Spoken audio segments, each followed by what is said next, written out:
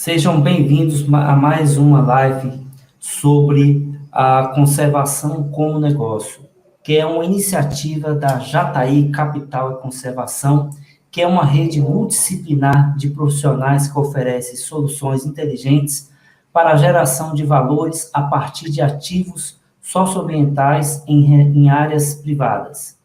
O nosso compromisso é compartilhar informações de qualidade sobre como gerar recursos para manter áreas verdes privadas. E antes de começar, eu gostaria de pedir para que vocês se inscrevam-se no canal, ative o sininho das notificações e deixe também aquele like no vídeo. E se vocês tiverem alguma dúvida, vocês podem deixar também as suas perguntas aí nos comentários, que depois a gente vai estar respondendo.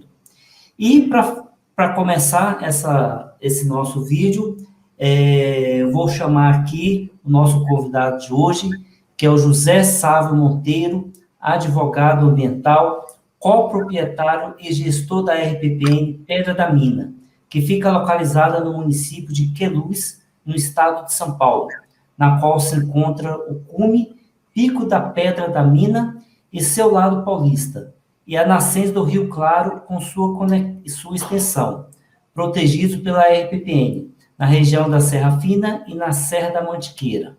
Sávio foi conselheiro do CONAPAM por 8 anos, representando os segmentos produtores rurais, onde participou da elaboração de seu plano de manejo e na gestão participativa da sociedade civil. Atualmente, ele participa do programa voluntariado da APA, com seu projeto Livros do Cume, representando a RPPN Pedra da Mina no Conselho do Mosaico Mantiqueira e também da Câmara Técnica de Montanhas do CONAPAM e Mosaico da Mantiqueira. Participa também das discussões e trabalho de elaboração e implementação da trilha Transmantiqueira, como diretor institucional na região da Serra Fina, que passará dentro dos limites da RPPN, em sua parte alta, junto ao cume e base da Pedra da Mina, onde é a trilha da travessia da Serra Fina. Sávio, obrigado por ter aceito o convite de estar participando aqui desse vídeo. Boa noite, Luciano. Boa noite a todos que nos assistem, que nos estão acompanhando. É uma honra muito grande eu estar aqui junto com você, podendo somar, podendo dividir experiências, podendo aprender. E fico muito honrado de estar participando dessa conversa com você e a gente somar sempre na questão da proteção do meio ambiente. Então, é um prazer estar aqui te recebendo e compartilhando essa experiência também, que eu tenho certeza que outros proprietários também vão gostar de saber até como você está lidando com determinados problemas também, certo? Mas, sabe, para a gente somar sempre, né? Aprender com os trabalhos. E fico muito feliz, Luciano. Você é um mestre, né, na questão das RPPNs. Tivemos já a oportunidade de ver palestras suas, seminários de você, e hoje você trocando uma ideia comigo é uma honra mesmo. Muito obrigado. Nada. É um prazer, né? E a gente já fez muito trabalho junto mesmo, viu, sabe? Sim. Mas, sabe, para começar essa live, eu gostaria de primeiro saber, assim, como é que foi a constituição, né, da propriedade de vocês. Parece que vocês receberam essa propriedade, o seu pai, né, recebeu do seu avô. Conta um pouco para nós, assim, da história, né, da propriedade de vocês.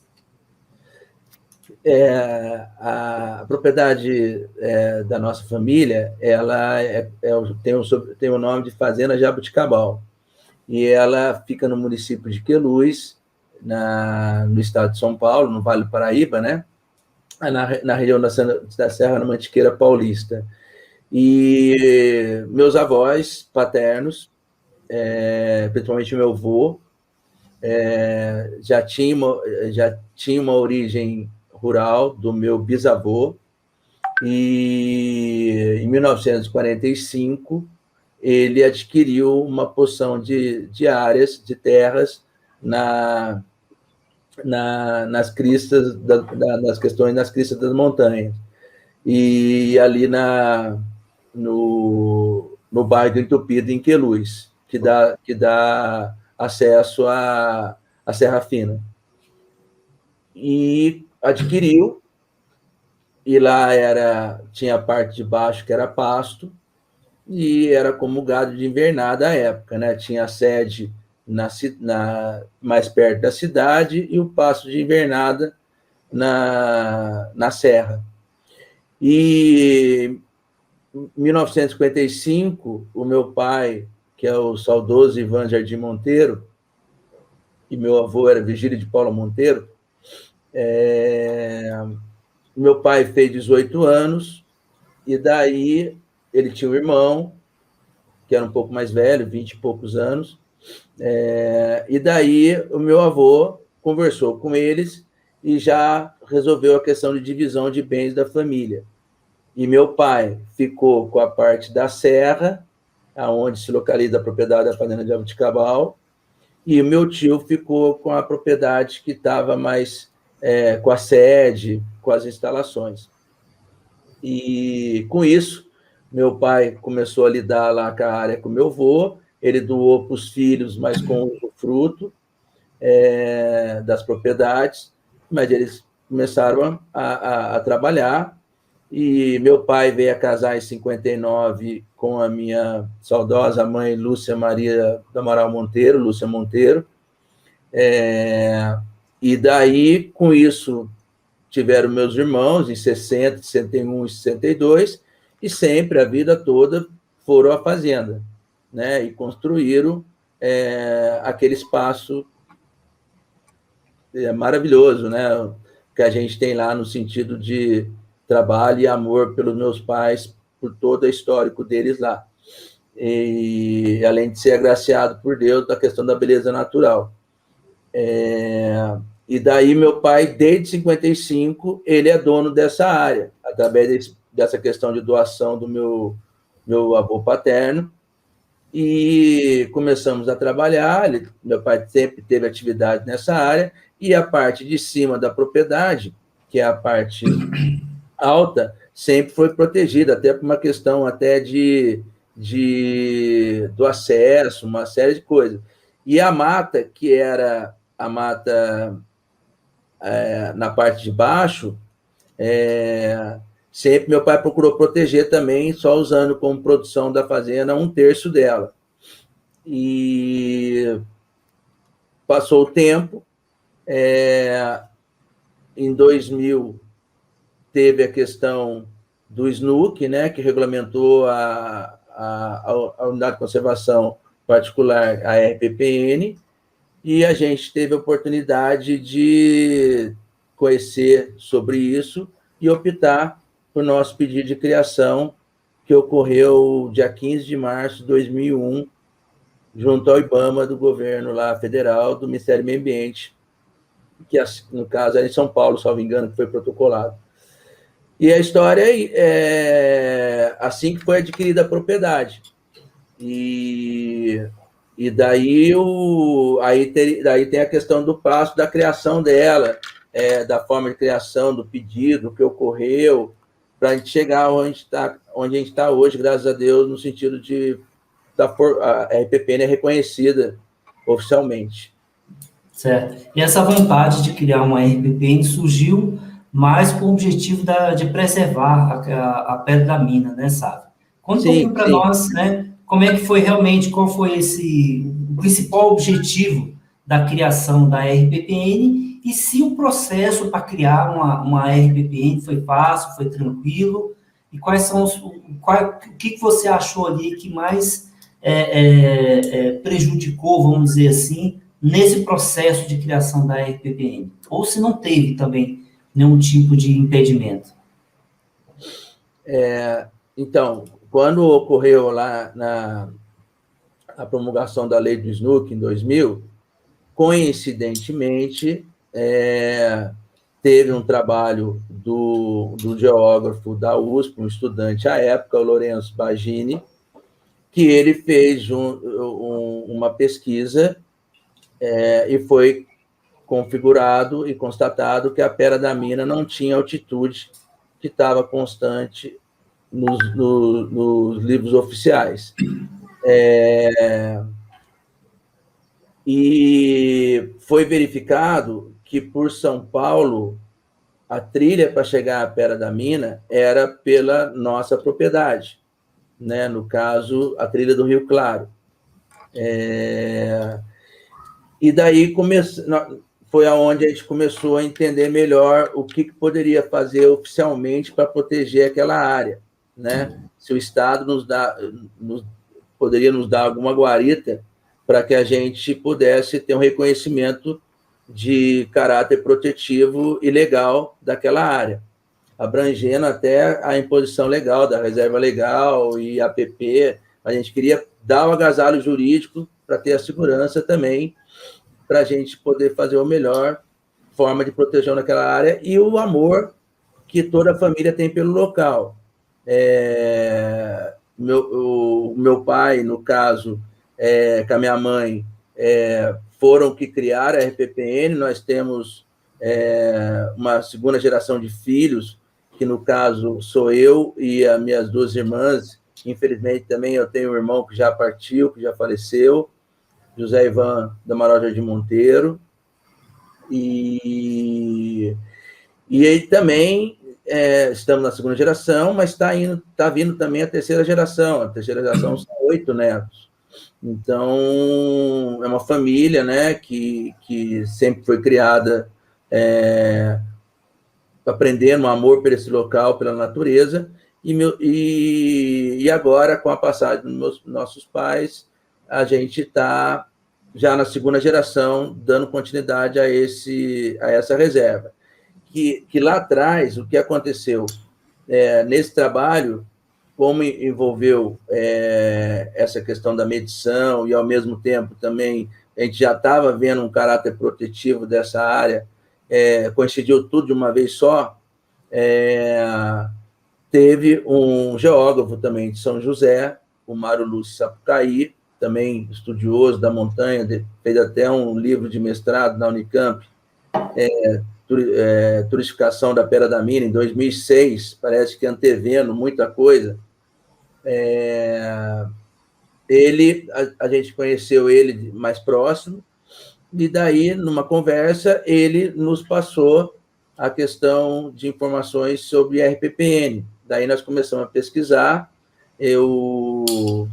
Como é que fala? Eu advogava em outra área nessa época, já fazia algumas coisas, mas não da forma que acontece hoje, na questão profissional. E daí a gente começou a estudar mais, verificar essa questão da possibilidade da RPPN, e reunimos todo mundo da família, e todo mundo concordou que 2/3 da propriedade, na parte alta, seria proposto como reserva particular de patrimônio natural, que na época só poderia pelo ICMBio, porque São Paulo ainda não tinha ainda a sua RPPN estadual, que surgiu em 2006. Então, na virada do ano, fechamos, preparamos documentos e entramos dia 15 de março de 2001 com o nosso pedido de criação da RPPN Pera da Mina. E assim começou o processo. O processo caminhou junto ao IBAMA lá de Brasília, né? E depois foi nos solicitado uma retificação de área da propriedade, porque a matrícula antigamente era transcrição, né? Transcrição das transmissões, e ao mesmo tempo precisaria fazer a retificação para a realidade fática, né, do local da área, diante da transcrição original, aonde falava que era até a divisa com o norte ao cume da Mantiqueira, ao cume da Serra da Mantiqueira. Então, isso já estava na documentação em 1940, 1945, 55, e com isso nós ajuizamos em 2001 também, no final do ano, uma retificação de área, do qual foi feito esse trabalho também pelo Mário Lúcio, de georreferenciamento.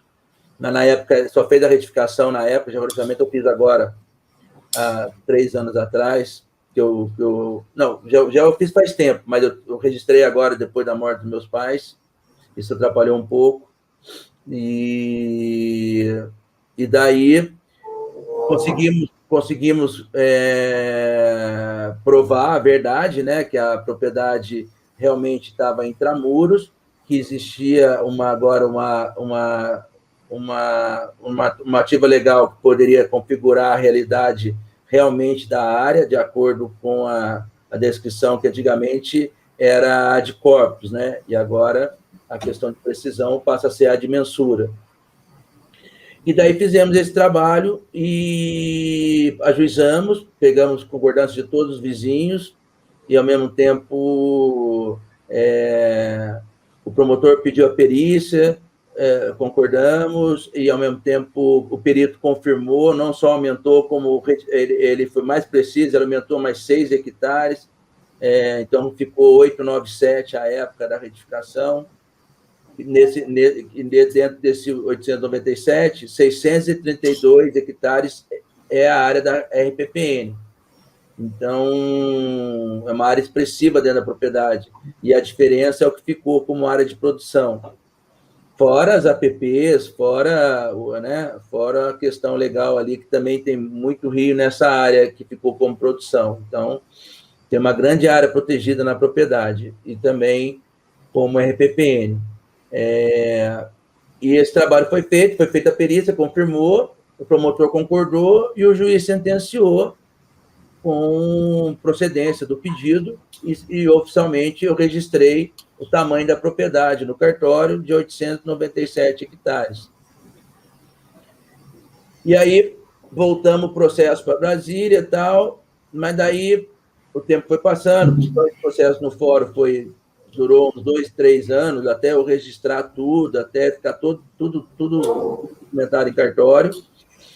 E logo depois já veio a Lei Paulista, 2006, o processo ficou meio parado, e a gente também esperando resolver, porque surgiu a possibilidade de trazer algumas RPPN de São Paulo para a estadual, lá, as que estavam em Brasília. A gente ficou esperando, só que acabou não caminhando também. E, para nossa surpresa, quando tudo estava quieto, ninguém falava nada, e, ao mesmo tempo, não tinha uma resposta de Brasília, surgiu, no final de 2009, é isso mesmo? Agora é 2009. 2009 para 2010, isso mesmo. Final do ano de 2009, surgiu aqui na região uma proposta que pegou todo mundo de surpresa, a proposta do Par na Alto da Mantiqueira, que era do ICMBio federal.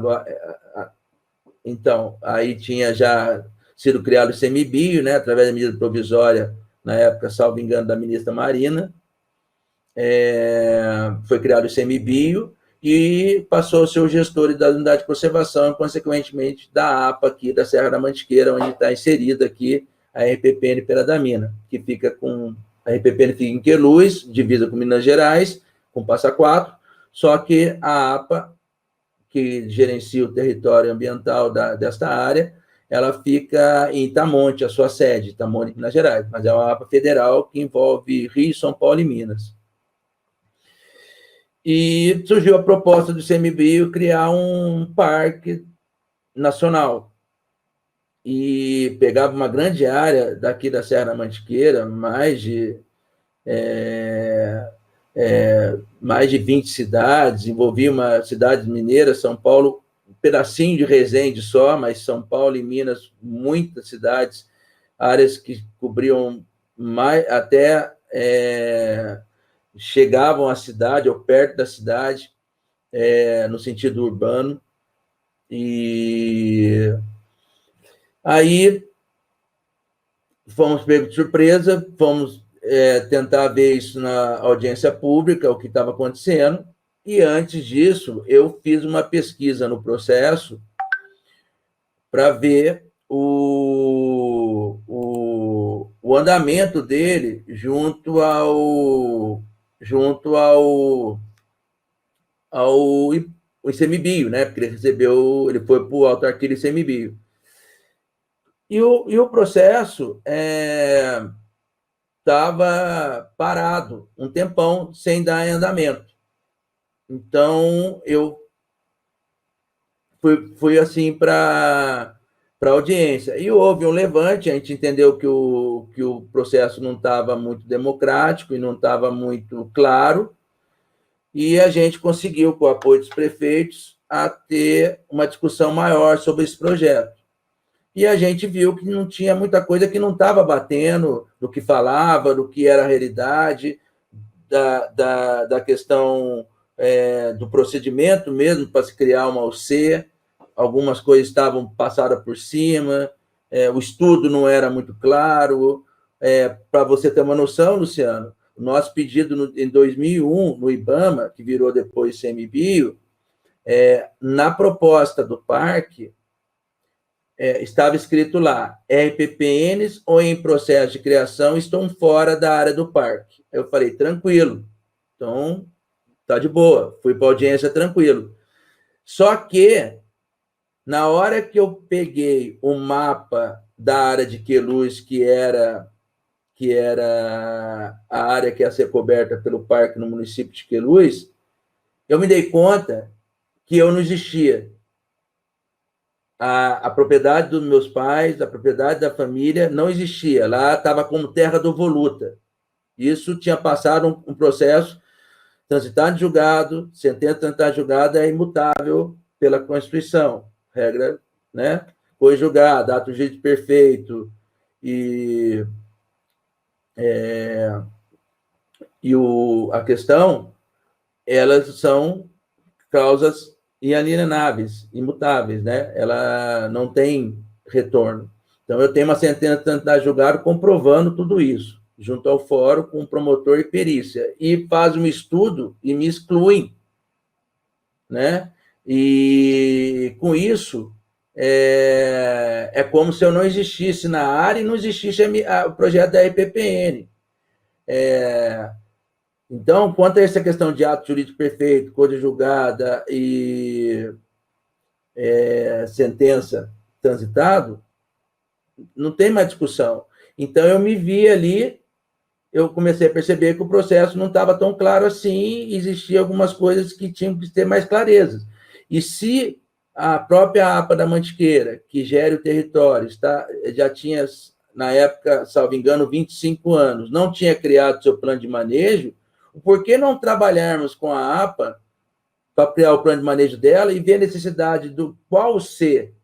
Por que não fazer um mosaico? Lá atrás já foi discutido tudo isso. Então, essas coisas a gente foi conversando, eu provei que o meu processo não teve um andamento e o parque não saiu, né?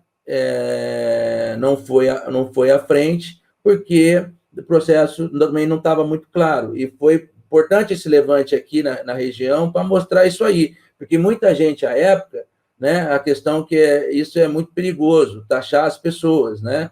Falava que o produtor não preserva, o produtor quer destruir. Não, eu acho que tem que separar muito bem as coisas.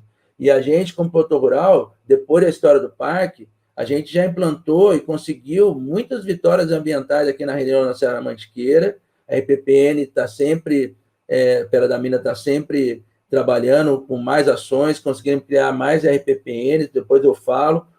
Mas, então, esse foi importante e a gente conseguiu começar a trabalhar e eu percebi que não ia dar certo o meu processo continuar em Brasília. Como o processo parou, suspendeu, não ia sair parque enquanto não houvesse discussões, eu peguei o mesmo documento e protocolei junto à Fundação Florestal, o mesmo projeto. E daí começou a andar lá, daí eu conversei também na época eu conversei com os vizinhos, eu os convenci a criar mais RPPNs também, que é a RPPN Serrinha e Santa Rita de Cássia, a vizinha da RPPN Pera da Mina, e começamos a trabalhar para criar mosaicos de RPPN na região. Nós criamos uma outra RPPN também, que é a RPPN Cachoeira Serra Azul, que é um lugar um pouco mais para baixo, mas dentro da APA da Mantiqueira e também de uma beleza natural muito bonita. E daí começamos esse trabalho, e só que ainda não tinha uma definição clara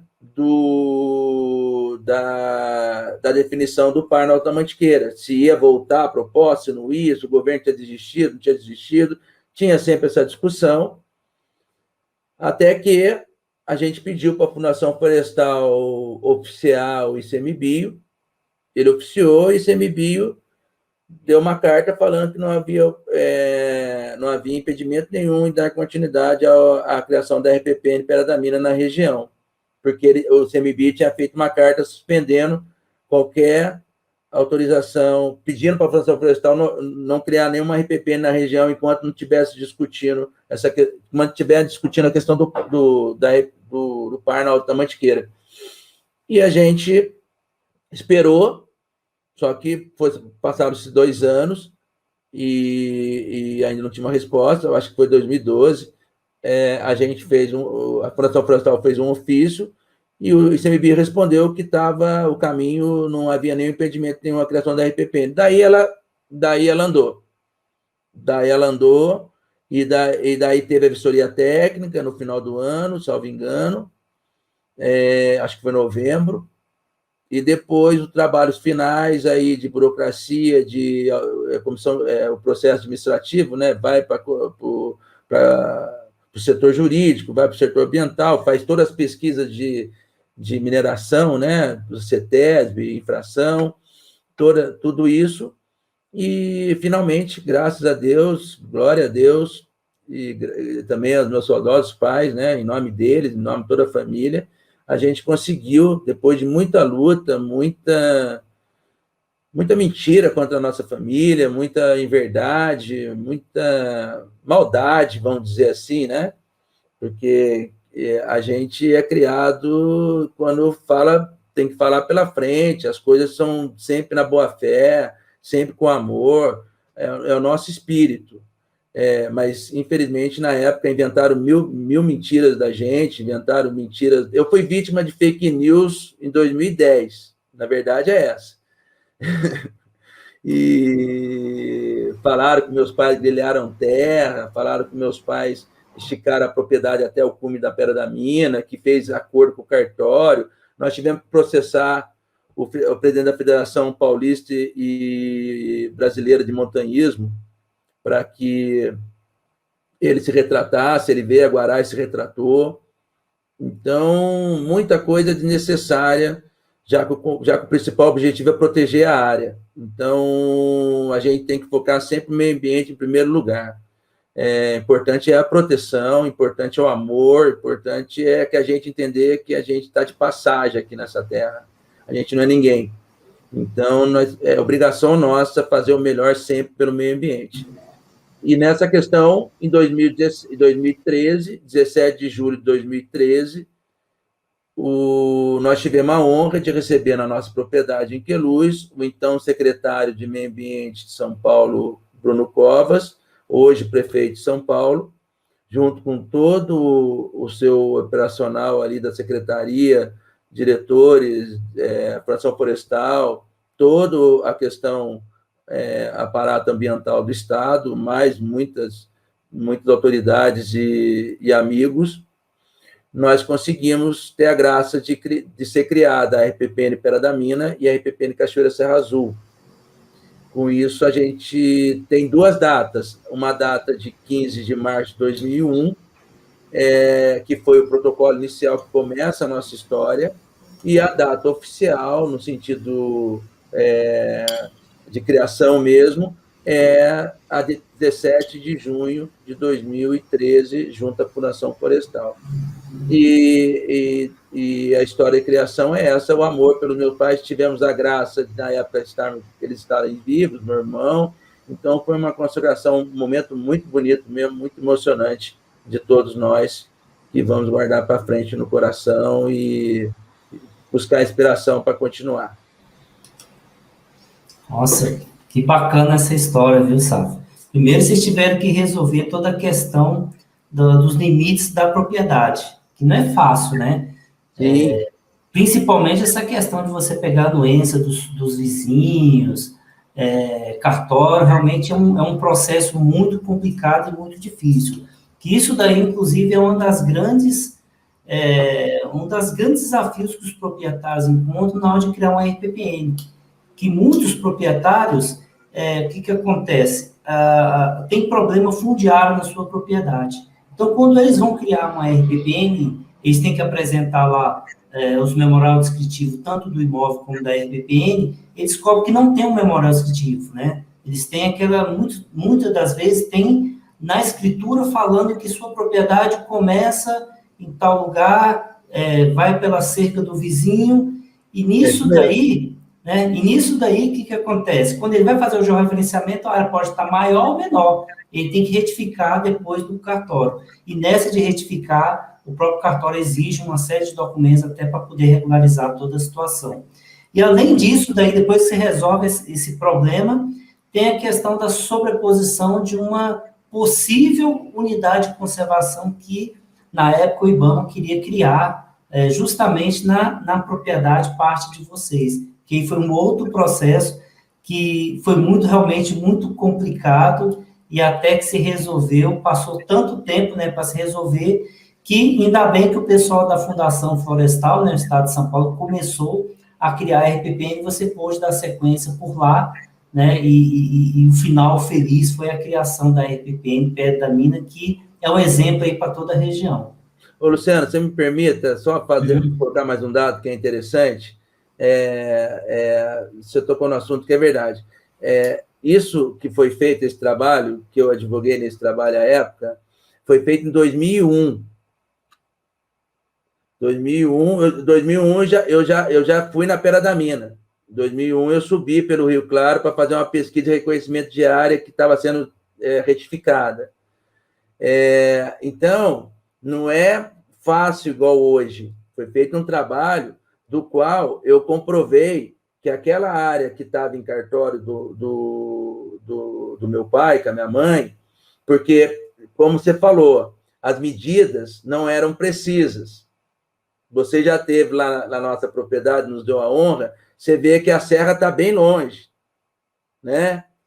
E daí eu consegui comprovar de forma legal que a área original da fazenda não era 280 que estava em cartório, era de 987. Não, 897.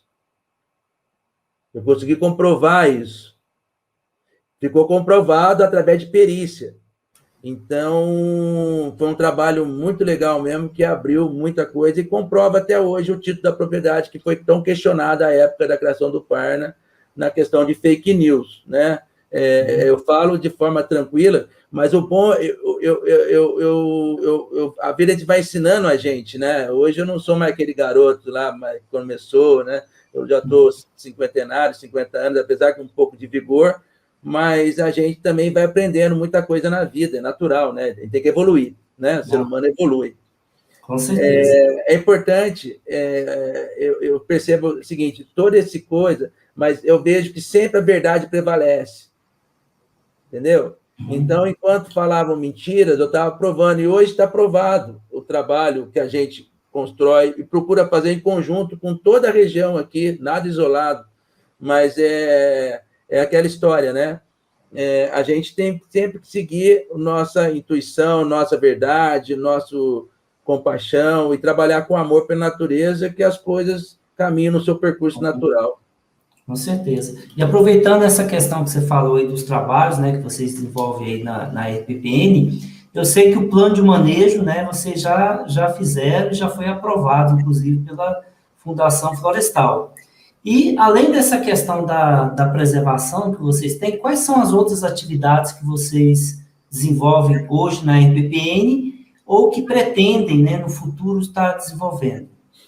Então, Luciano, a questão do plano de manejo, o que aconteceu foi o seguinte, logo após a gente ter essa felicidade da criação da RPPN Pera da Mina, o Estado de São Paulo abriu o primeiro edital de PSA das RPPNs, no segundo semestre de 2013. E a gente já estava embalado ali da questão da criação, nós propusemos e fomos habilitados, e tivemos direito a participar desse projeto. No caso, meus pais ainda estavam vivos, eles que eram os proprietários. Hoje é espólio, né? Essa área é espólio, porque meus pais, eu falei no começo, mas frisando, infelizmente eles já fizeram a passagem deles, e com isso, minhas irmãs, no caso, a minha irmã Maria Cecília da Amaral de Monteiro Guimarães é inventariante, e tem eu e minhas irmãs, e minha outra irmã, a Evaluz da Amaral de Monteiro, e meus sobrinhos, que são filhos do meu irmão falecido, né? Então, pertence a esse espólio, do qual eu sou o gestor, por estar à frente do projeto desde quando começou, e a gente procura caminhar com esse lindo legado ambiental. E a gente entrou, mas logo em seguida, infelizmente, tivemos nosso primeiro baque, que foi a morte do meu irmão. Meu irmão morreu em fevereiro de 2014. E daí, como a fazenda é envolvida com a questão da família e tem toda uma questão ali familiar, nos machucou muito, né? Até porque meu irmão também, a maioria da vida dele viveu na fazenda, viveu no campo, tem muita história dele. E com isso, nós demos prioridade a cumprir as metas do projeto. E foi ficando o plano de manejo, estudando, a gente podendo aprendendo também, né, na prática, essas questões das ações.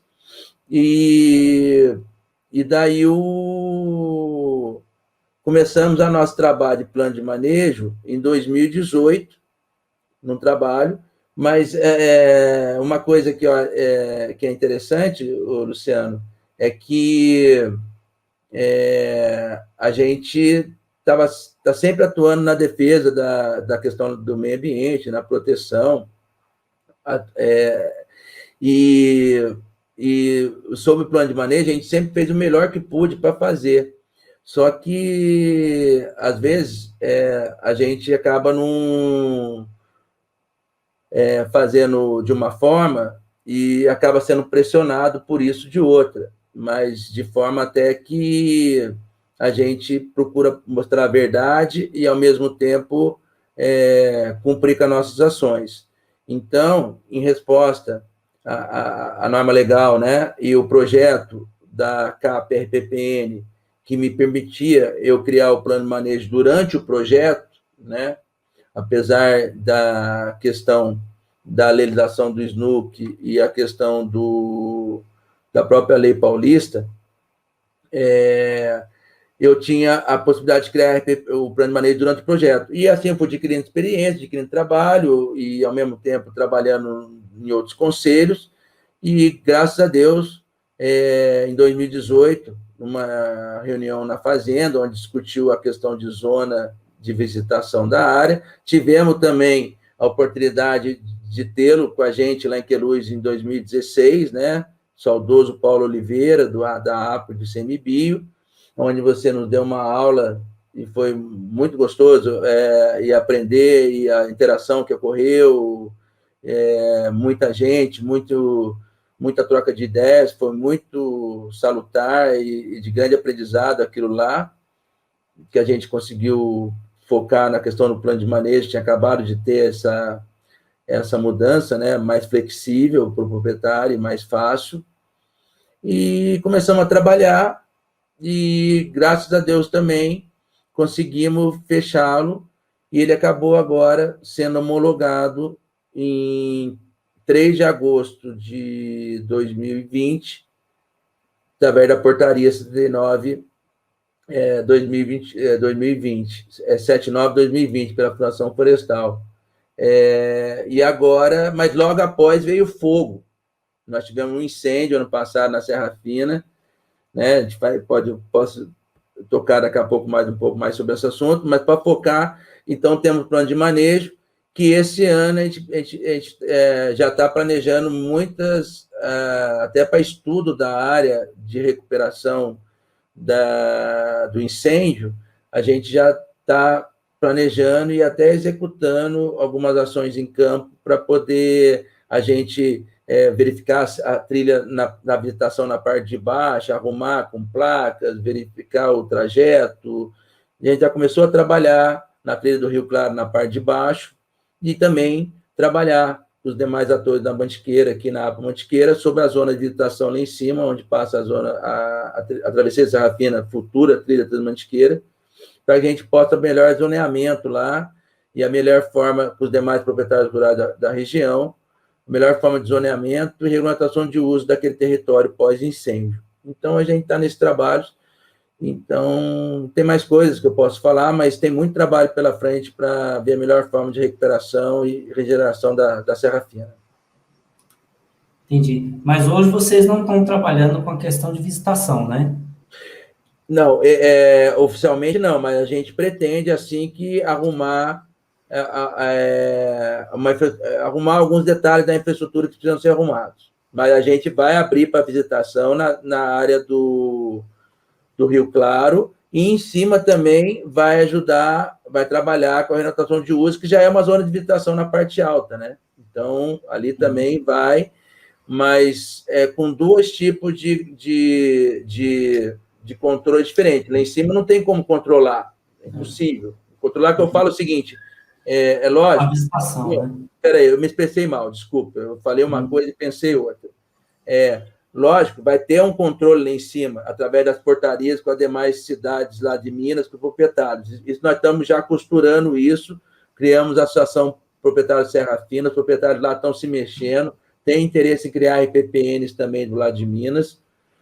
Já existe uma RPPN também, Alto Montana, em Itamonte, também, que está junto também na associação. Então, a gente vai fazer um trabalho para poder ter a regulamentação de uso daquele território e, ao mesmo tempo, ver como é que vai ser a forma de uso e o controle. Vai ter limitação, vai ter que ter com guia, vai ter... Como vai ser esse controle do território? Mas uma coisa é certa, igual era, não vai ser. Né? Porque a associação foi criada, estamos trabalhando e, ao mesmo tempo, procurando formas com demais atores, com montanhistas, com a APA, com a prefeitura. É todo um conjunto, uma gestão de troca de ideias, né? Para a gente trabalhar a melhor forma de proteção da natureza. Então, lá vai ser nesse sentido o controle. Mas na parte de baixo, na zona do Rio Claro, ali na parte de baixo, onde tem as belezas naturais das piscinas, né? Que sempre está divulgando nas redes sociais, ela ali vai ter com guia, saindo da fazenda, né? Um pacote, você sobe, tem um lanche, né? Todo um guia para levar, um guia faz grupo, entendeu? Ali a gente quer fazer sim, estamos estruturando para isso. É que, né? Tudo isso, e nesse ínterim morreu minha mãe e meu pai, então foi muita dor, foi realmente muita dor mesmo, não foi fácil. Não está sendo fácil, né? Foi mais difícil. Com certeza. E é tudo um processo também, né? É tudo um aprendizado, um processo. Eu sei também que nesse meio caminho aí tem a questão também do fogo, né, o Sábio? Que volta e meia ele surge e é um grande desafio que você tem, né, que vocês têm como proprietários, na gestão da RPPN. Eu gostaria que você falasse um pouquinho para a gente, sabe? Além do fogo, quais são os outros desafios, né, que vocês têm na gestão da RPPN? O fogo foi uma surpresa para a gente ano passado, Luciano, apesar de saber que fogo é iminente e qualquer momento pode ser alguma brasa, alguma coisa pode começar um grande incêndio, mas fazia tempo que não tinha incêndio na Serra Fina, muito tempo. Não me lembro, mas é coisa de 10, 15 anos atrás, né, na Serra Fina.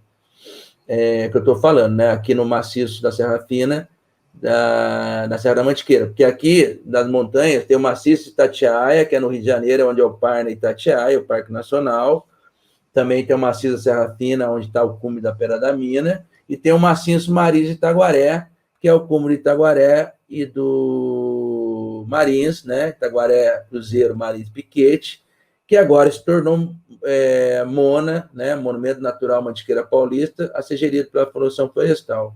É um trabalho também que a RPPN participou desde o começo, fomentando as questões de áreas protegidas aqui na região também os produtores rurais, através do Vander Bastos, presidente do sindicato, e ele trabalhou muito nessa questão com os proprietários e com o Estado de São Paulo e a cidade de Cruzeiro, para que esse Cruzeiro tivesse esse monumento estadual junto ao Mono Itaguaré, que era municipal. Então, esse trabalho que está sendo feito, e na região da Serra Fina não tinha incêndio. Então, mas estava fechada por causa da pandemia. Né? A pandemia, as prefeituras emitiram o decreto de fechamento, isolamento e tal. Mas não havia um devido controle dos proprietários de minas. E, com isso, algumas pessoas acabaram entrando pelo lado de Minas Gerais. E, infelizmente, no dia 16 de julho, teve início o incêndio, de uma forma não parecia, mas torcia para que fosse controlado, mas na virada da noite, para o dia 17 de julho, para sexta-feira de manhã, explodiu tudo. Explodiu literalmente, foi na nascente do Rio Claro, na base da Pera da Mina. A RPPN foi atingida em 61 hectares no primeiro fim de semana do fogo, porque o fogo de sábado para domingo, o vento virou. O vento virou, em vez de seguir descendo como estava vindo para a área da RPPN, no maciço dela, acabou virando para o outro maciço, que é o vizinho da RPPN, mas não na área da RPPN. E ele veio comendo, veio pegando fogo montanha abaixo, acabando com a mata desse maciço. E também virou também para o lado de Minas, e foi controlado mais rápido em Minas Gerais, e depois São Paulo só conseguiu controlar uma semana depois. Minas controlou 4, 5 dias, e São Paulo 7, 8. E daí tivemos todo esse trabalho, né, mobilização total, pedi ajuda à fração florestal, ao corpo de bombeiros, fiz os boletins de ocorrência todos que deveriam ser feitos, comuniquei à APA, falei com o Virgílio, que é o gestor da APA, e fizemos todo esse trabalho que, graças a Deus, com o apoio de todo mundo, um levante muito grande do bem nessa questão, né? Um levante solidário, que todo mundo deu as mãos e um ajudou o outro. Parabéns para todo mundo que participou, principalmente os heróis dos bombeiros que foram na linha de frente, os montanhistas, os voluntários da APA, os brigadistas, todo mundo que estava aí na linha de frente. E nesse ponto aí eu faço um agradecimento especial ao Rodrigo Souza, que é um amigo colaborador que trabalha na RPPN comigo, na Trilha do Rio Claro, também desde quando começou há 20 anos, ele que me falou do fogo, ele subiu, eu fiquei aqui na coordenação, ele foi para frente, ele foi lá para as chamas nos primeiros dias, ele foi um herói mesmo. O Júlio Carmo também é outro também que deu a vida, e muitos que deram a vida, o pessoal de Minas Gerais também, da G4, da montanhismo também. Então, a galera que trabalhou de forma, muita gente com o coração ali defendendo com amor a serra, né? E a gente também aqui também. Então, essa união, conseguimos vencer esse fogo. E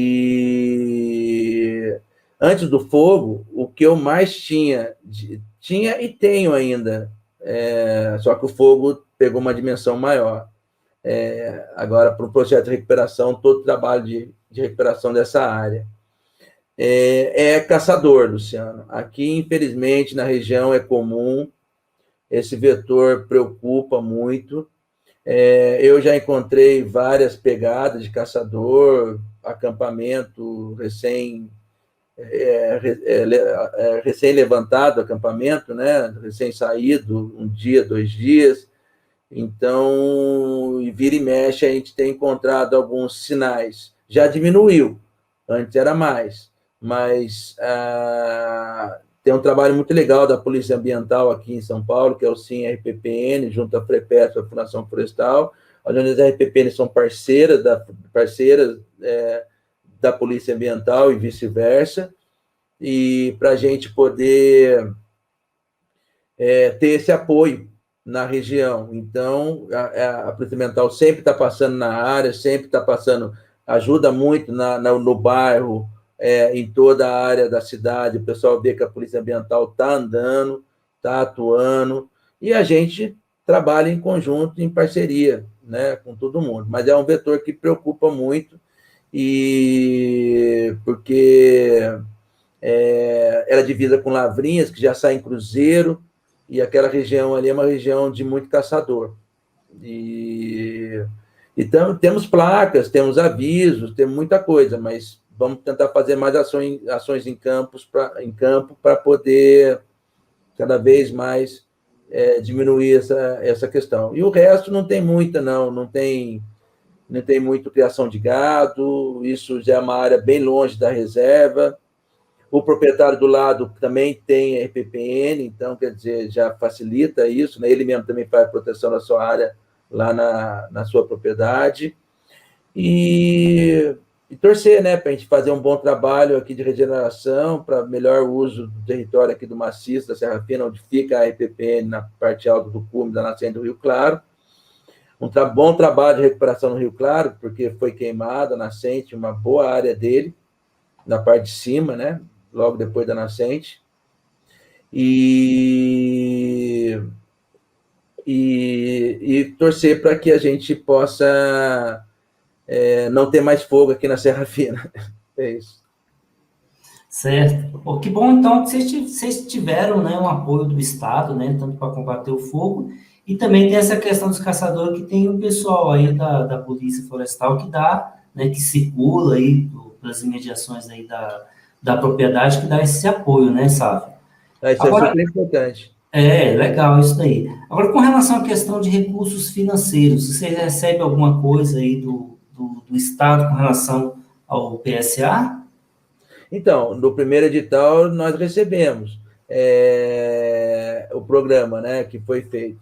E esse primeiro edital, salvo engano, foram 11 RPPs contempladas, das quais tinha um fundo de R$2 milhões, salvo engano, que foram repartidos conforme a classificação e o propósito de proteção de cada plano de ação das RPPNs. E agora, nós estávamos nesse programa, né?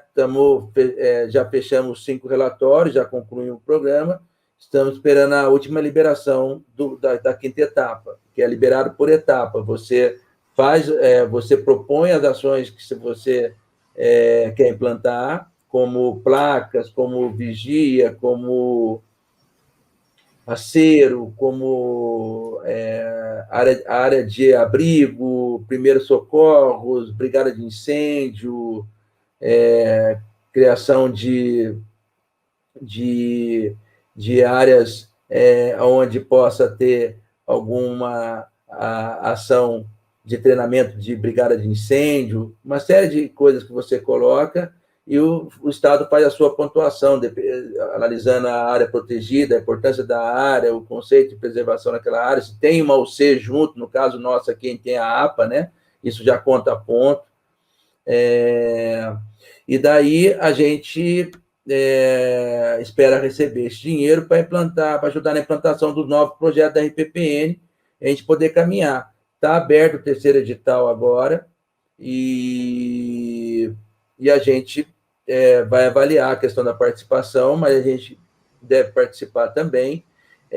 E também, fora essa ajuda financeira, muito também do nosso esforço pessoal, em nome do papai e da mamãe, né, que nós tivemos bastante gastos, assim, por causa do processo, como foi um processo desgastante, por causa dessa pressão do par na Alta da Mantiqueira, a gente teve muito gasto de trabalho com advogado, com técnicos, com tempo, né, com despesas de cartório, muitas despesas, e tudo foi bancado pela Fazenda, o trabalho do meu pai, da minha mãe e pela família.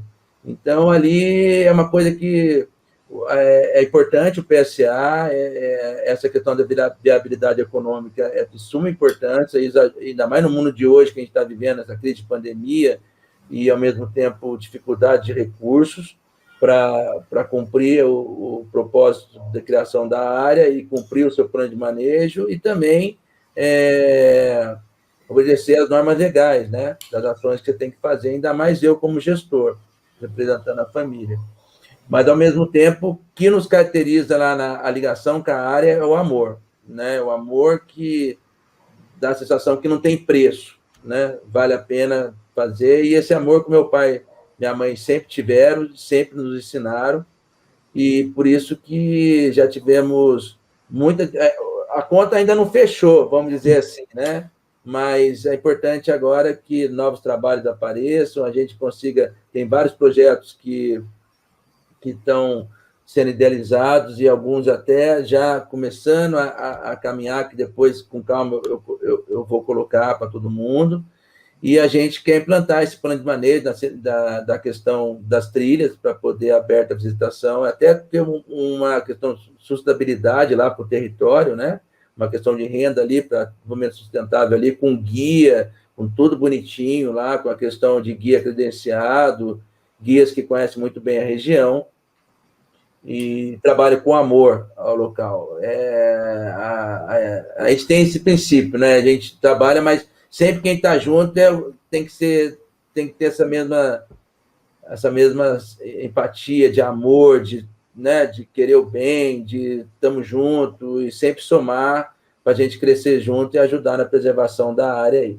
Seria essas questões que a gente está caminhando. Se Deus quiser, tem muito projeto legal a ser implantado. Um projeto que a gente implantou, é até interessante falar, eu acabo esquecendo, desculpa, mas em 2006, antes de ser oficializada a EPPN Pera da Mina, a gente já subiu com um grupo lá, encabeçado pelo Eduardo, que foi meu guia, foi o que me levou na Pera da Mina, trabalhou comigo bastante nesse primeiro PSA também, foi eu em campo lá muitas vezes, e ele foi com mais 2 amigos, e o Jefferson e o Felipe, eu acho, e criaram e colocaram uma caixa metálica, que até então o livro do Cume ele era no Tupperware.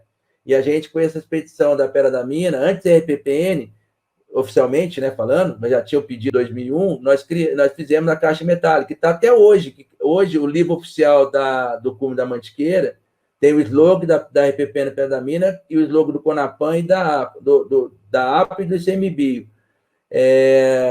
E está lá dentro dessa caixa metálica esse projeto idealizado por nós em 2006. Então, a gente tem 1000 projetos que vai sair do papel, se Deus quiser, e vamos continuar juntos trabalhando nesse legado ambiental de grande emoção deixado pelos meus pais.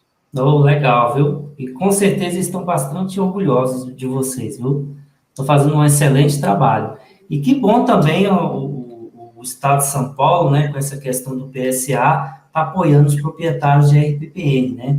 Eu falo que o Estado de São Paulo, aí, com a questão da Fundação Florestal, nessa questão de PSA, eles saíram na frente, né? Sim. E saíram na frente e hoje são um exemplo, né, para todos os demais entes da federação, né? Tem alguns outros estados aí que estão tentando ainda implantar essa questão do PSA, como é o caso do Paraná. Rio de Janeiro tem uma iniciativa, mas eu também não sei ainda como é que está a situação de lá, mas o Estado de São Paulo realmente saiu na frente com essa questão e apoia os proprietários de RPPN. E é nessa linha aí dos proprietários de RPPN que eu gostaria de perguntar para você, como é que está essa questão aí do movimento RPPNista aí no Estado? Eu sei que você faz parte, né, da Associação de Proprietários do Estado de São Paulo. Como é que está essa questão da mobilização dos proprietários de RPPN aí no Estado, sabe? Luciano, realmente, no momento, de 2019 para cá, até o ano que vem, no início de 2022, eu estou vice-presidente da FREPESP, né, da Federação das Reservas Ecológicas do Estado de São Paulo, que tem a Cibele Silva, da RPPN Ecojureia, presidente, e o Guaraci, como conselheiro executivo da RPPN Duas Cachoeiras. Então, a gente está trabalhando nessa gestão agora da FREPESP, desde 2019, e como todos, né, nesse mundo em que vivemos, tivemos essa dificuldade da pandemia, que atrapalhou muita coisa, mas a gente conseguiu fazer, mesmo assim, muitas atividades e muito trabalho concluído.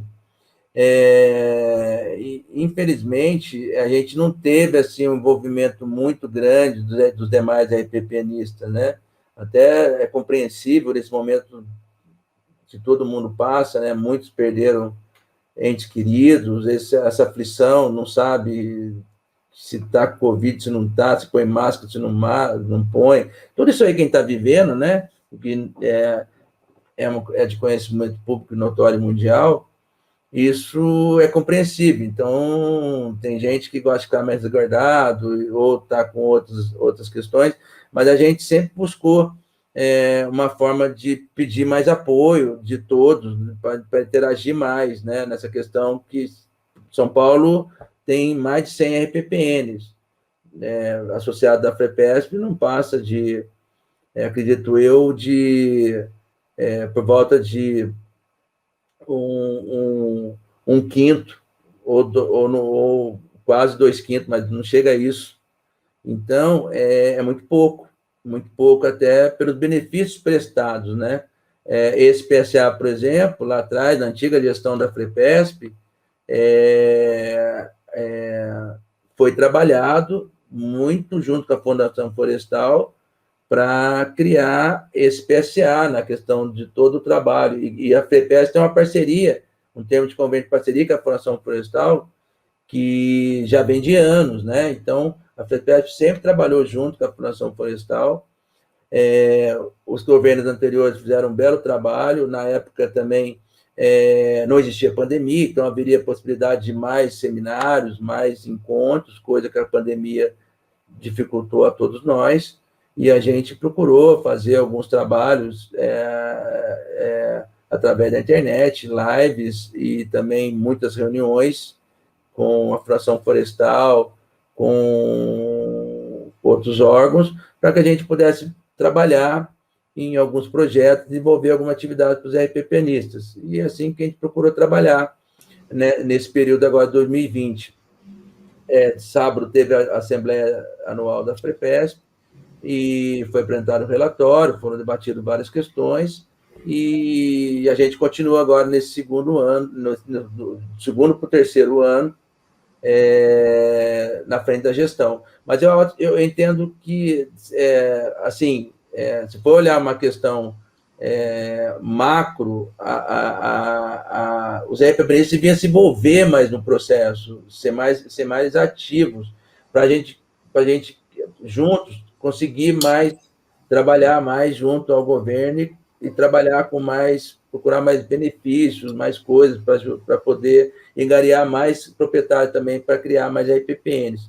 Particularmente, eu, advogando na área ambiental, trabalhando à frente desse projeto da família, tendo feito esse trabalho judicial lá atrás, e conhecendo a área jurídica de cartório, eu incentivo sempre as pessoas criarem RPPN, sempre.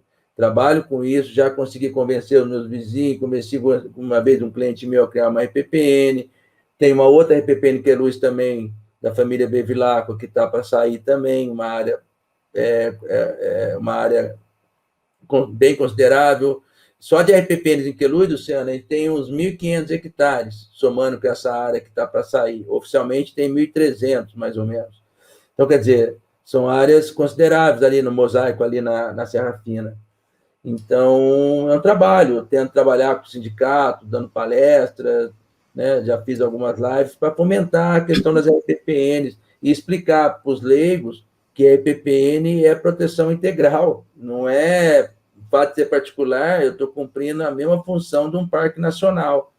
E, ao mesmo tempo, estou somando junto a melhor forma de discussão e trabalho para a proteção daquele local, né? Então, aos pouquinhos a gente consegue desmistificar essa questão aí de produtor rural, de não protege, mas a gente protege sim, prova com o trabalho e com as ações de interação junto aos demais órgãos, e principalmente com a APA Mantiqueira e a Fundação Florestal. E a gente está trabalhando com a FREPESP também, agora vai procurar participar de alguns colegiados para trabalhar também nessa construção dessa política pública e de coletiva, né? E a gente espera mais apoio dos proprietários nesse ano que virá.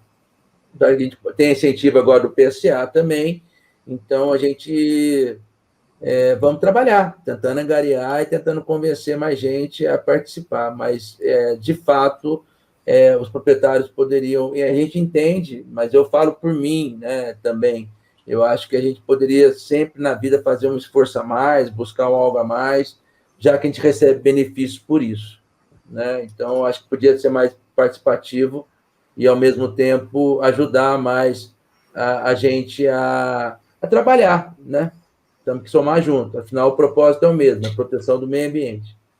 Não, com certeza. E uma das conquistas, né, que vocês tiveram aí da associação foi a questão da articulação junto com a Fundação Florestal para conseguir a questão do PSA, né? Sim, foi uma Você vê importante falar.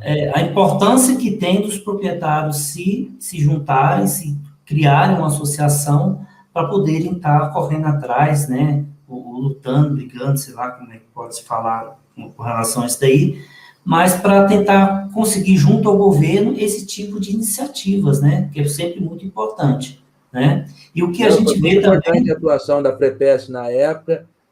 Agora, eu não sei se na época o presidente era o Gregório, eu acho que era o Gregório, e também O Flávio Gidos também, né, meu que deu, colega Flávio Gidos que também, deu ele trabalhou muito como articulador institucional ali da FREPES, trabalhando. A própria Fundação Florestal, o Fariba e a Ana também, dois grandes servidores, né, trabalham com certeza. muito. Nossa, eles Eles são um exemplo mesmo eles são de... gigantes perto de todo um contexto, os dois como trabalho, e pô, todo esse trabalho da FPN tem o dedo dos dois. Não, com certeza. Eles são um exemplo mesmo. A gente sempre está Fora, em contato e eles realmente têm sempre uma coisa nova para mostrar para a gente, né? sempre, É um toda aprendizado. hora interagindo, ajudando, tirando dúvida e ajudando a gente nos processos. Olha, no sentido assim de dar informações, alguma coisa. Ah, precisa de um xerox, vou ver para você, sabe? Tudo, tudo. Não, com certeza. Eles ali são um exemplo realmente Né? de bons Esse trabalho, servidores, né? Luciano, realmente é uma parceria de sucesso que eu estou falando, contribui, mas eu sempre achei, eu acho que a gente tem que devolver, contribuir com como também, não pode só receber. Então, acho que nessa posição podia estar mais junto, né, dando apoio, e ao mesmo tempo criando mais possibilidade de todo mundo ganhar, e principalmente o meio ambiente, de ações mais, ter projetos para ações de proteção, com isso o meio ambiente sempre está em primeiro lugar. Então, com certeza. E aí a gente vê também que em todo o Brasil a gente vê poucas associações de RPPN realmente ativas, né? Realmente que fazem um bom trabalho, né? Mas a grande maioria dos estados, a gente vê que as RPPNs, não existe associação de RPPNs e alguns também já tiveram associações e estão desativando suas associações, principalmente por essa falta de mobilização dos proprietários e da vontade realmente deles abraçarem essa causa e estarem junto, pleiteando algumas coisas junto ao governo, né? Mas olha aqui, uma coisa interessante que me veio à cabeça agora, e você também vivenciou isso lá, as associações, né, as federações estaduais, elas são cada um no seu território estadual, né, no seu limite de território. Mas aqui na APA da Mantiqueira, onde está situada a RPPN Pera da Mina, em 2016, na APA Mantiqueira, no Conselho da APA, nós criamos o GTRPPNs, onde a gente começou um trabalho aqui na região de levantamento das RPPN da região. E esse trabalho resultou em 3 seminários, do qual você participou do segundo, nos deu a honra, lá na RPPN. E hoje já são 50 RPPNs na APA, e a gente tem lógico, a pandemia atrapalhou um pouco, mas é uma coisa que a gente move por aqui interestadual e setorialmente. É interessante também esse trabalho, né? Nós tivemos uma honra, você viu quanta gente foi lá, a participação, a interação. Infelizmente, a pandemia segura esses encontros, né? Mas é uma coisa que a APA aqui é bem mexida com essa questão das RPPNs, e a gente fomenta mais RPPNs ainda. Ah, que bom. É justamente nessa linha aí de fomentar mais a criação de mais RPPNs, é que eu vou te fazer uma pergunta até para a gente poder fechar, né, esse vídeo, né, que já estendemos até da hora, né, prevista, mas eu gostaria de saber de você o seguinte, Para você, na sua opinião, qual o futuro das RPPNs? Você vê uma boa expectativa com relação à questão de novos incentivos? Ou você acha que, devido à falta de incentivos, e também dessa questão da burocracia na questão da criação e de outros empecilhos também, esse processo de criação de novas RPPNs possa, cada dia que passa, possa diminuir mais? Qual que é a sua avaliação com relação a isso daí? Vamos lá, vou ver se eu consigo sintetizar essa resposta. Luciano, o que me veio à cabeça na hora que você perguntava eu acho que tudo na vida, o que nos move é o amor, né? Eu tenho isso como princípio, é esse princípio que eu norteio para a minha vida, e, ao mesmo tempo, é esse amor que me faz ter forças e, ao mesmo tempo, trabalhar na criação ter trabalhado na criação da RPPN Pera da Mina, esse amor dos meus pais, essa história e o amor pela natureza.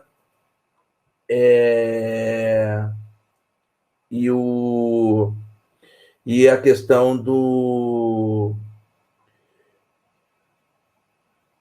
trabalho em si, de agradecer a Deus por ser dono da território que tem uma beleza natural, né? Eu sempre tenho isso como norte. Mas, ao mesmo tempo, a gente sabe que a gente precisa ter viabilidade econômica para a gente poder trabalhar com as ações dentro da propriedade na área da reserva ambiental.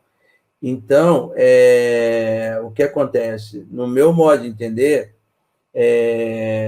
a gente precisa cada vez mais, apesar de tanto esforço já que vem vindo há muito tempo, você sempre é uma das pessoas que encabeçam isso, esse movimento da EPPN, né, que vem já há muito tempo, desde o SNU, que vocês estão batalhando de frente, falando, e hoje cada vez mais está aumentando, a questão de fomentar, ecoar mais isso, né? Falar para as pessoas da importância da RPPN, o que é uma RPPN, principalmente nos produtores rurais, já que, especificamente na área da Mata Atlântica, 80% está dentro de propriedade rural, né? Que isso já é comprovado, do restante da Mata Atlântica, e tem mais regiões do Brasil, né? Mas isso aí, eu fico na minha região, mas demais eu não conheço, né? Eu conheço aqui só o território paulista. Fui passear em alguns lugares, mas eu fico mais específico na bioma da Mata Atlântica.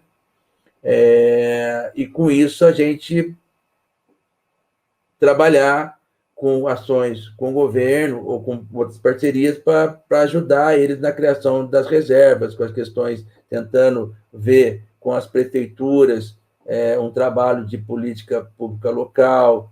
Tem o Plano Municipal da Mata Atlântica também, que a prefeitura tem que instituir. Então, nisso aí também, nas oficinas, trabalhar com as RPPNs, mostrar para as pessoas a importância. E eu entendo que o futuro tem que a gente continuar batendo nessa tecla, né, ecoando, e a gente dá viabilidade econômica para ele também, né? No caso, para os gestores de RPPN, para que possa ter condições de fazer cada vez melhor o seu trabalho ecossistêmico dentro da propriedade e encontrar um caminho que concilia de forma a proteção e a valorização do proprietário rural, gestor ou produtor rural, que tenha a sua área protegida, para que ele possa cada vez mais trabalhar e concretizar muitas ações em prol do meio ambiente, de sua proteção dos recursos naturais. E eu entendo que é na educação com as crianças, educação ambiental, as atividades, e, ao mesmo tempo, criar outros mecanismos de comunicação de forma interativa. Esse programa, né, que vocês desenvolveram já é uma forma disso, de ecoar, de propagar, de falar. Quanto mais falar, importante e, ao mesmo tempo, as pessoas passam a ter mais conhecimento. Vocês estão de parabéns por esse programa aí, é muito legal, e, ao mesmo tempo, a gente aprende muito com esse bate-papo.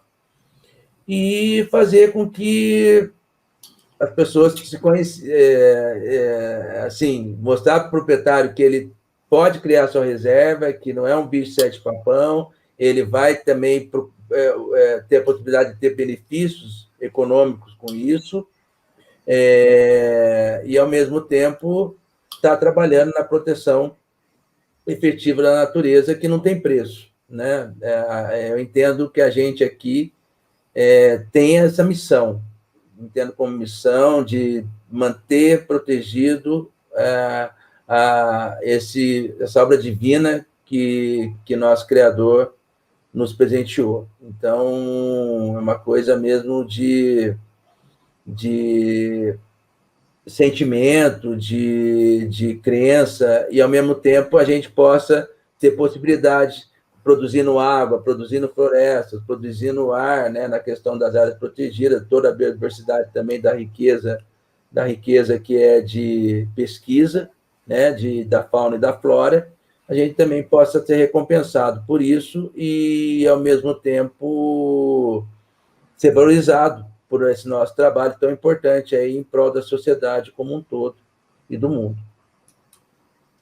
Não, com certeza, viu, Sávio? Eu acho até que essa questão do futuro das RPPNs, eu acho que as RPPNs é uma das grandes alternativas que hoje, né, o Brasil encontra, ainda mais nessa situação que nós estamos aí, do governo não estar criando mais outras categorias, né, de unidade de conservação, como uma grande alternativa para ampliação, né, do Sistema Nacional de Unidade de Conservação, principalmente naqueles biomas que não tem mais grandes áreas, né, para conservar, e as RPPNs, elas acabam sendo uma alternativa para a criação de pequenas áreas, né, pequenas unidades de conservação, onde se criadas vizinhos, e aí você vai formando ali corredores ecológicos. Então, eu acho que as RPPNs têm uma importância muito grande. Eu acho que um dos principais desafios que as RPPNs hoje têm é essa questão da sustentabilidade, que muitos proprietários hoje, como você bem falou, né, o maior desafio dele é como fazer com que a minha RPPN possa gerar recursos financeiros, né? E é por isso que essa proposta, essa iniciativa de conservação como negócio, ela pretende trabalhar justamente com proprietários, né, e mostrar para eles as alternativas que ele pode ter para fazer com que sua propriedade possa realmente gerar recursos para ele. Então, esse é um dos principais objetivos dessa iniciativa, tá? Eu também acredito muito na questão também, que é uma questão de tempo, né? Até para o próprio governo poder estar disponibilizando alguns mecanismos para a questão de novos PCAs, de novas alternativas, novos instrumentos para estar apoiando os proprietários. Não só a questão de dinheiro também, mas a questão também de capacitação, na questão de combate a incêndio, na questão da proteção, que isso daí é muito importante. Eu me lembro que quando eu trabalhava no ICMBio, muitos proprietários ligavam, eles não queriam saber da questão financeira, né? Como é que conseguir recurso, se tinha algum fundo perdido. Mas uma grande parte, sabe, eles ligavam para saber coisas assim, técnicas, para saber coisas de como fazer determinadas ações dentro da sua reserva. Então, era mais uma questão mesmo de capacitação. É claro que tem aquele lado também do recurso financeiro, mas a gente tem que apoiar em vários pontos, e eu acho que realmente o futuro é bastante promissor para os proprietários de RPPN, porque realmente vai ser uma das alternativas que o Brasil vai encontrar para essa questão de ampliação do Sistema Nacional de Unidade de Conservação.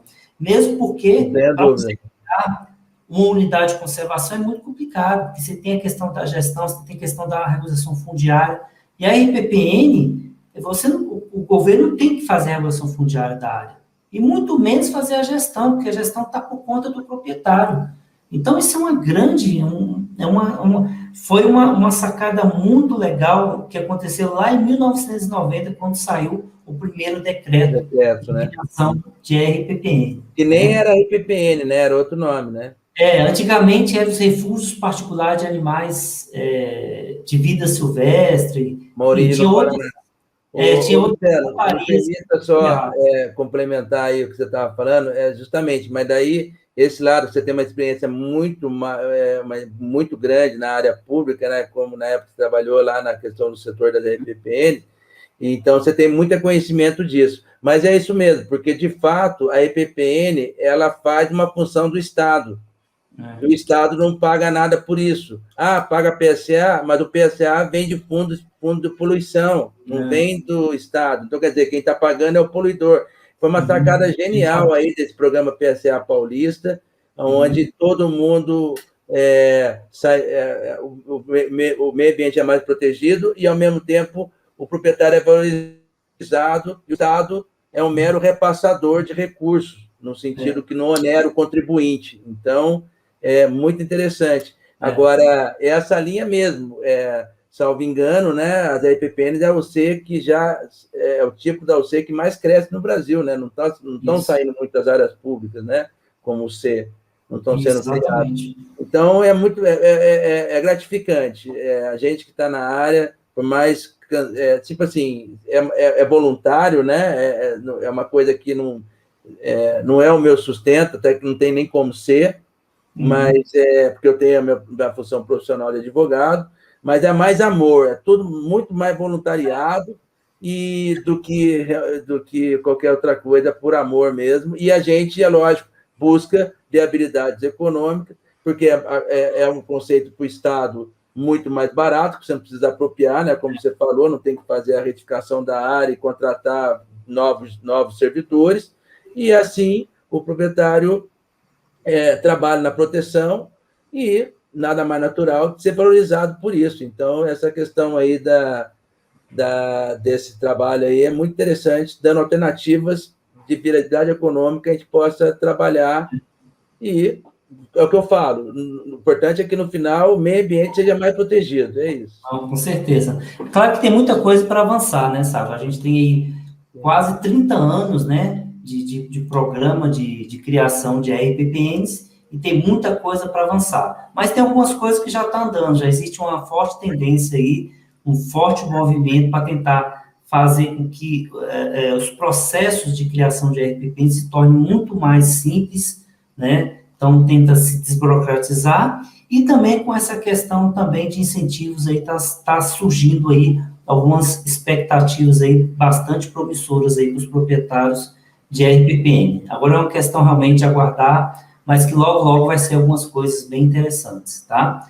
Bem, Sávio, eu gostaria agora de passar a palavra para você, fazer umas considerações finais, para a gente poder estar encerrando essa live. Eu sei que tem muita coisa, e se a gente fosse falar aqui, a gente ficaria aqui horas e horas falando, né? Mas por uma questão de tempo, a gente já vamos finalizar agora essa parte. Eu te passo a palavra para a gente fazer essas considerações finais.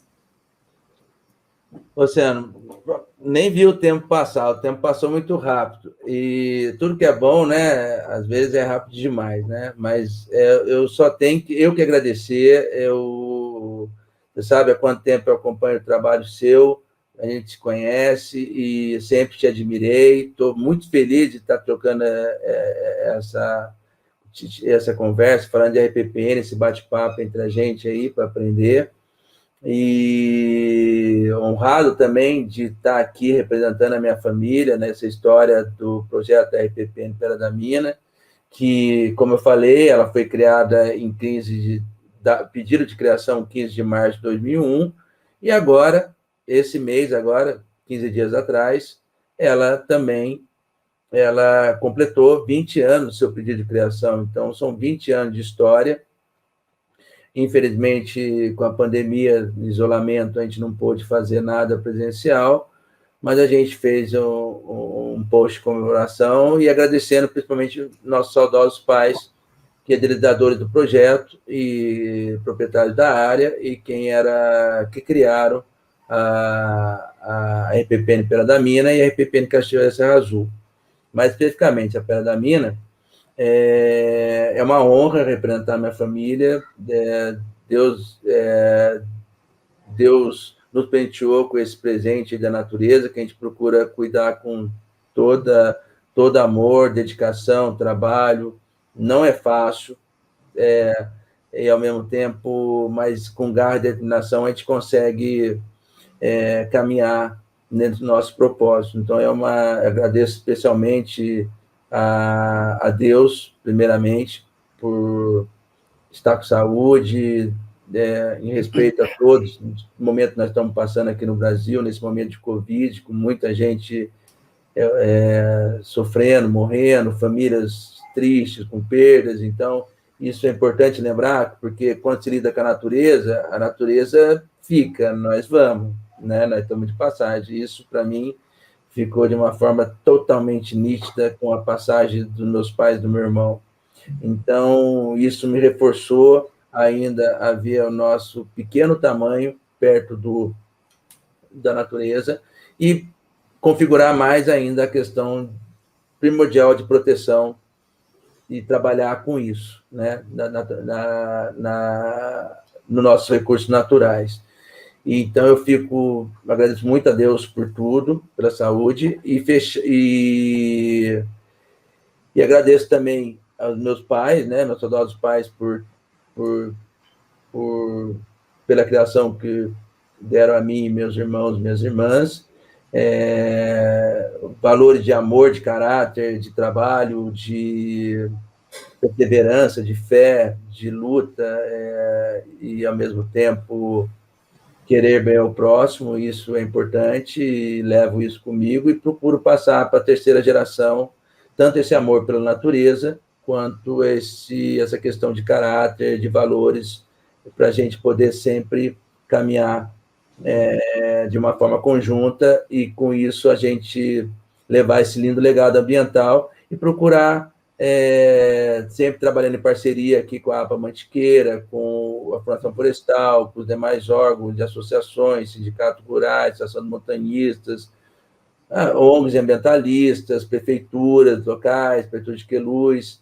Então, para a gente somar sempre em trabalhos de educação ambiental, de ações, que sempre a gente vai somando como forma de proteção e fomentando também os proprietários rurais a criarem mais RPPNs. Eu fico muito feliz mesmo. Eu confesso que eu fiquei um pouco nervosinho no começo, mas depois as coisas se estabilizaram, porque para mim é uma honra mesmo. Se eu olhar para trás, eu me emociono um pouco. É muita história aí, né, sabe? Não, com certeza. E esses 20 anos aí, com certeza, não foi fácil, viu?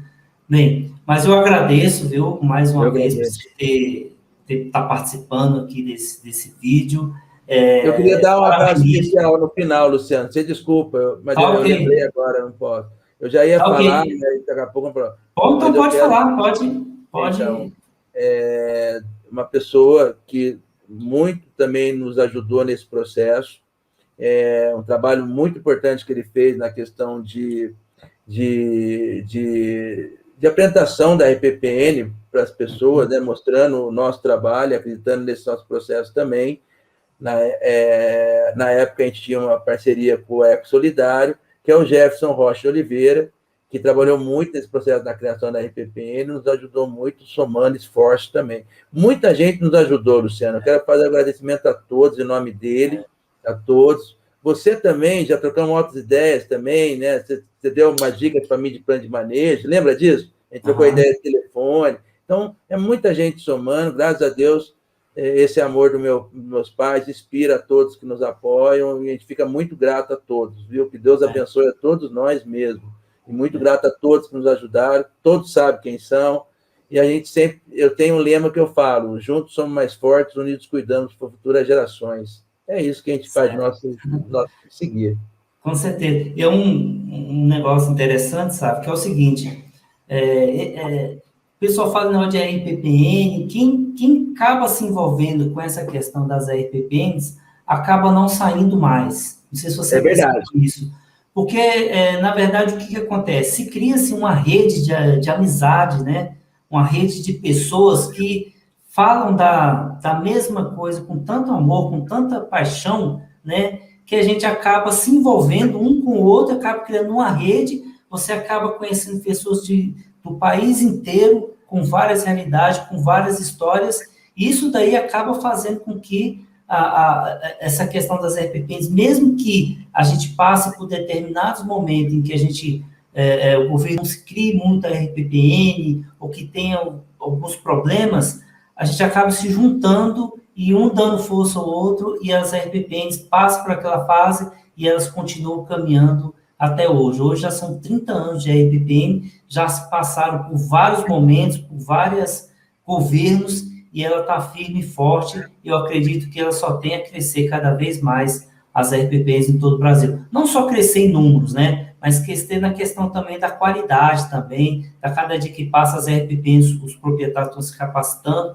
e estão fazendo com que as RPPs sejam de fato implementadas, né? Dentro dos seus objetivos, né? Eu acho que isso daí é o que faz com que a gente continue, né, nessa batalha e trabalhando cada vez mais por essa categoria de unidade de conservação que não é muito valorizada pelo governo, mas é muito valorizada por todos nós que conhecemos e que estamos dentro dessa grande rede, que são as RPPNs, certo? E falou tudo, é isso mesmo, é isso mesmo. É um amor que impregna e a gente... Hoje eu sou mais gestor do que advogado, pode falar. Pois é. E a gente acaba interagindo, é reunião para cá, é coisa para lá, e vai a campo, mas tem trabalho para fazer particular também, mas ocupa bastante, você faz com amor, e acaba ocupando um tempo de voluntário, vamos dizer assim, voluntário nosso, mais do que o próprio tempo de produção da nossa atividade mesmo, que nós temos que fazer. É muito legal, a interação, o aprendizado com os demais, né? É uma coisa que eu tô, assim, isso nos ajuda muito também nas ideias, na troca, é muito legal, muito legal. É isso mesmo. Mas, Sávio, é isso mesmo. Mais uma vez, muito obrigado, parabéns e até o próximo vídeo. Luciano, obrigado mesmo. Deus abençoe a todos nós e vamos em frente. Saudações mantiqueiras aí. Um abraço a todos. Valeu.